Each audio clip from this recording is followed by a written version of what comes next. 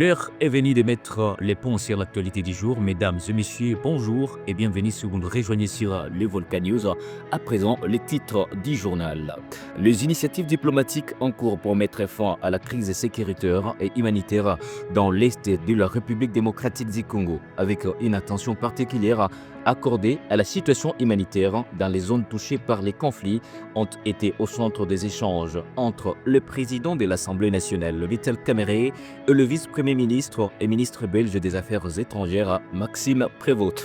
Nous en parlons en début de ce journal. Et puis, désormais, les forces armées de la République démocratique du Congo sont obligées de prendre des mesures drastiques et qui s'imposent pour répondre à toutes les provocations mettant en péril la vie de paisibles populations civiles, a précisé le général-major Sylvain Ekenge, porte-parole de l'armée congolaise, dans un communiqué de presse rendu public le 19 août 2025, accusant les mouvements politico-militaires AFC 123 de violation du cessez-le-feu et attaque de plusieurs positions de ces forces loyalistes.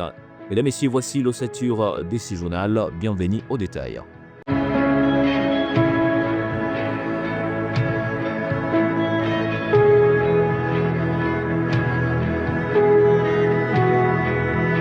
Ouvrons les balles avec cette nouvelle. Le président de l'Assemblée nationale, Vital Kamerhe, en conférence de presse avec le vice-premier ministre et ministre belge des Affaires étrangères, Maxime Prévost, a révélé que l'accord de Washington et la déclaration de principe de Doha, où se poursuit le pourparlers en vue de trouver une solution durable à la crise sécuritaire qui secoue l'Est du pays, n'a pas changé grand-chose sur le terrain et que les efforts doivent encore être faits. On regarde. Nous avons échangé sur les questions d'intérêt commun, mais par la solidarité et les relations traditionnelles qui lient la Belgique et la République démocratique du Congo, et de s'être intéressé, bien sûr, à savoir comment les deux processus avancent à ce moment. Et nous avons mis ensemble à l'exergue la question humanitaire à l'est de la République démocratique du Congo, où les gens souffrent. Les gens n'ont pas demandé que la guerre éclate dans cette partie du pays et où les services sociaux de base devaient continuer à fonctionner. Nous avons parlé de la diplomatie classique, qui est son domaine. En même temps, il ne faut pas oublier qu'il avait été élu les parlementaires, mais pour le moment, il est vice-premier ministre des Affaires étrangères. À côté du président de l'Assemblée nationale parlementaire, donc nous avons la diplomatie classique et la diplomatie parlementaire. Donc, passer en revue les deux processus de Doha, c'est-à-dire Washington, qui met ensemble les présidents Tshisekedi et Kagame bientôt, mais à travers leurs émissaires déjà, un accord de principe qui a été signé. Les M23 et les gouvernements ont signé aussi une déclaration de principe. Mais nous avons tous constaté que cela n'a pas changé grand-chose sur le terrain. Donc, les efforts doivent être faits. Et d'autres acteurs doivent être associés à cette démarche qui doit être globale. Quand je dis d'autres acteurs, la République démocratique du Congo doit se saisir de cette question. L'Afrique, au premier plan, avec l'Union africaine, l'Union européenne qui nous a accompagnés depuis longtemps et qui était à la base de la résolution 2773, doit être oubliée. Donc nous devons résoudre cette question de façon globale, dans l'intérêt de tout le monde, de la République démocratique du Congo et du Rwanda, et surtout de la population congolaise qui est la première victime de cette guerre. J'apprécie à sa juste valeur la diplomatie belge, j'emprunte le mot du vice-premier ministre, qui a été vocal, qui a été audible. La Belgique a, sans fioriture et sans ambiguïté, plaidé pour que le Congo et le Rwanda ne puissent pas bénéficier du même traitement, parce que nous n'avons jamais franchi la frontière commune entre les deux pays, le Rwanda et le Congo. Il y a un pays qui l'a traversé et c'est en violation des valeurs cardinales, des valeurs sacro-saintes de la Charte des Nations Unies et de l'Union africaine. Et cela doit être condamné. La Belgique l'a fait, les 27 de l'Europe l'ont fait. Et nous étions étonnés de voir que ce soit la Belgique qui reçoive seule les coups du Rwanda et nous disons nous sommes solidaires et reconnaissants. Pour le reste, nous avons convenu de continuer à échanger pour enrichir nos deux visions respectives qui sont pratiquement les mêmes. Et après avoir vu le président président de la République. Il est content de voir que nous avançons dans le sens de rechercher la paix. Mais qui veut la paix prépare la guerre. Je ne dis pas que nous allons faire la guerre maintenant. Nous sommes obligés de nous défendre. Et ce que nous voulons, c'est les dialogues entre États, les dialogues. À son tour, la société civile du Nord Kivu dit ne pas être en foi avec les différentes négociations qui se poursuivent à Doha, au Qatar. Selon Placidon Zilamba, secrétaire technique de la coordination de la société civile du Nord Kivu, c'est la crédibilité du médiateur qui est en jeu et pourrait être partie au conflit, gage de non-respect des accords signés. Celui-ci l'a dit dans une interview exclusive accordée à nos confrères de la radio Okapi que je vous propose de suivre dans cet élément. Aujourd'hui, on est en face des partis qui ont la peine de respecter ce qui se sont convenus. Alors, pour nous, c'est dire, soit c'est le médiateur qui pose problème, à qui peut-être les partis n'ont pas foi, ou soit le médiateur lui-même pourrait être parti au conflit. Et raison pour laquelle les acteurs se comportent comme ils veulent pour ne pas respecter ce qui se sont convenus. Et que donc, à notre niveau, c'est dire, c'est la crédibilité du médiateur qui est en jeu. Parce que lui-même, en appelant les partis devant lui pour les faire entendre ou pour une médiation, il avait déjà pesé les paramètres ou le pouvoir qu'il a sur les partis. S'il n'a pas de pouvoir sur les partis, c'est que ça va ressembler à un jeu où on continue à observer les vies des populations civiles être décimées et que les autres sont là en train de faire des jeux, des rendez-vous, de non-recevoir. Donc pour nous, c'est dire, si les médiateurs avaient la capacité, comme la capacité des États-Unis, dans le pourparler qui avait à Washington et clôturé le 27 juin par un accord, nous aurions déjà un accord.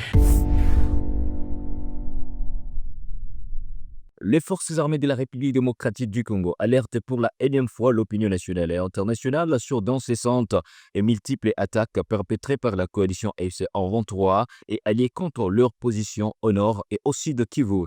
À titre illustratif, au nord Kivu, la position de la force navale de Mousseda au bord du lac Édouard, en territoire de Lubero, au sud Kivu, plusieurs positions des forces loyalistes ont fait objet de plusieurs attaques. C'est en tout cas ce que a révélé dans un communiqué datant du 19 août 2025 et signé par le général-major Sylvain Ekenge, porte-parole des forces loyalistes. Et puis, le gouvernement congolais va-t-il confier une partie de la gestion du pays à l'AFC M23? L'accord proposé par les Qatar semble l'indiquer et suscite l'inquiétude au sein de l'opinion congolaise.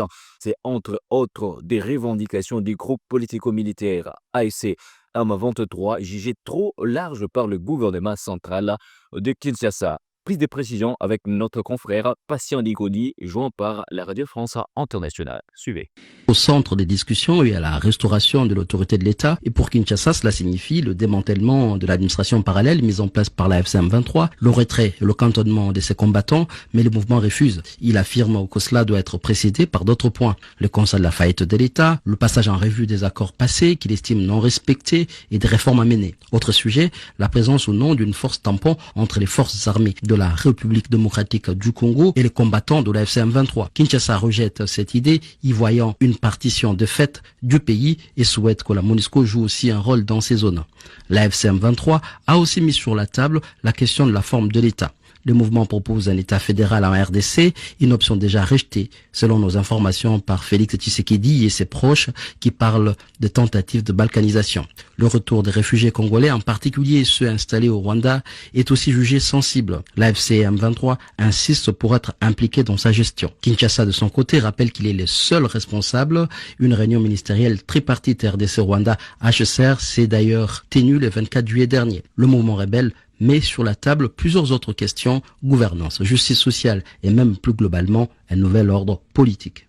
Le gouverneur militaire du Nord Kivu, le général-major Somo Kakule Evariste, séjournait depuis ce mardi 19 août 2025 à Lubero Centre dans le cadre d'une mission d'évaluation de la situation sécuritaire et des développements. Le général-major Somo Kakule Evariste a échangé avec les couches sociales et sécuritaires locales. Suivez ici le lieutenant Elongo Marc, porte-parole du gouverneur militaire du Nord Kivu, qui nous en parle. Présentement, nous sommes dans le territoire de Lubero. Venant ici, le gouverneur de province, le général-major Somo Kakule Evariste, est venu pour une visite d'itinérance en vue de rencontrer sa population et d'expliquer à cette dernière sa politique de développement de la province du Nord Kivu. Et cette politique est centrée sur 3 aspects. Il y a l'aspect sécuritaire, il y a l'aspect développement, les infrastructures et enfin il y a cet aspect humanitaire. Pourquoi? Parce que la province du Nord Kivu aujourd'hui, nous sommes butés à une guerre injustement imposée par les ennemis de la République. Et aujourd'hui, étant ici, l'aspect humanitaire est devenu un peu trop compliqué. Il y a beaucoup de gens qui sont venus de part et d'autre en tant que déplacés de guerre. Le gouverneur a une politique afin de prendre en charge toute cette population qui est meurtrie en déplacement ici.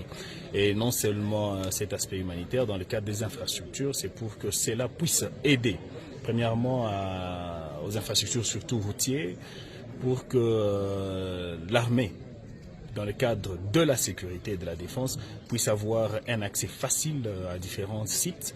Et cela aussi pourrait aider la population, donc ces infrastructures, à aider cette population à avoir accès dans leurs différents champs. Donc c'est vraiment un aspect global qu'il est venu expliquer à sa population de Lubero.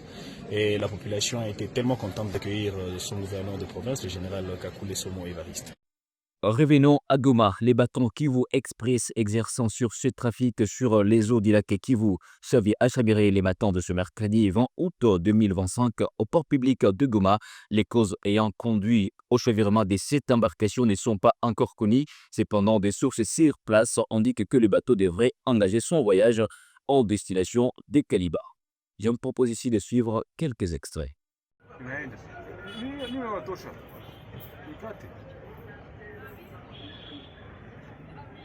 Kwenye comprendre kama iko nashuka mai inafika madirisha koko iko wapi? Poro naisha sasa, manake hakuna tena. Juma ikiingia msadi mashine huku inaenda hivi inashuka.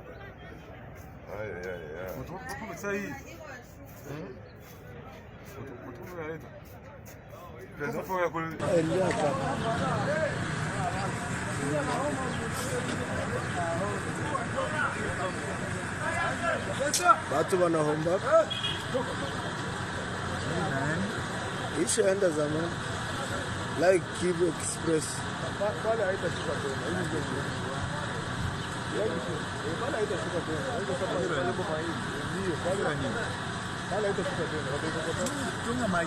Tout bien qui commence et finit bien, mesdames et messieurs. Merci de nous avoir suivis. C'est par cet élément que nous mettons un point final à cette édition du journal. Portez-vous bien, vous et le vôtre. Au revoir.